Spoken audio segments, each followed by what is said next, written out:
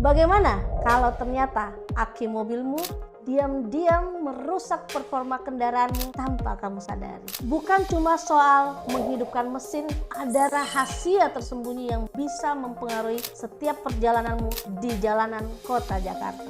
Bersiaplah, karena setelah ini kamu akan tahu hal mengejutkan yang disembunyikan aki mobil. Mobil seperti alarm, beli aki mahal bukan jaminan awet. Action!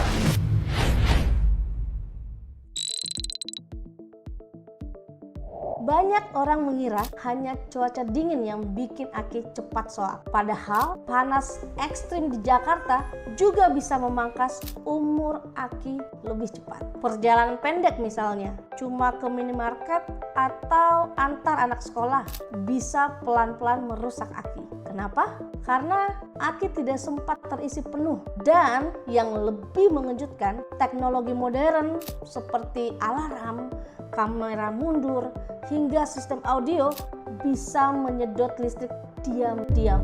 Inilah yang disebut phantom drain.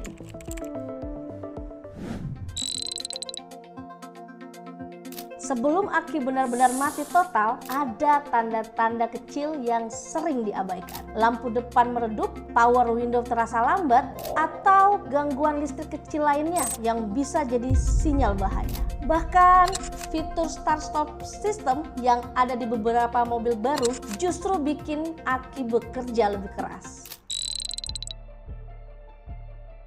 Banyak produsen mengklaim aki bisa bertahan 3-5 tahun. Faktanya, di jalanan panas, macet, dan padat kota Jakarta, bikin umur aki bisa jauh lebih singkat. Beli aki murah bukan jaminan awet. Justru kondisi alternator dan cara pemakaian yang lebih menentukan.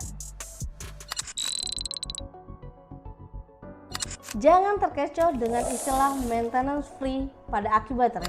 Bukan berarti tanpa perawatan sama sekali. Terminal aki yang kotor atau berkarat bisa bikin listrik tersendat. So, bersihkan secara rutin dengan cara sederhana.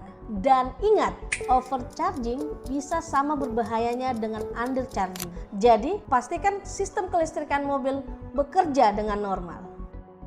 Sekarang kamu tahu, aki mobil bukan sekedar komponen untuk starter. Ada banyak rahasia yang bisa menentukan apakah mobil lancar di jalan atau justru rewel di tengah kemacetan.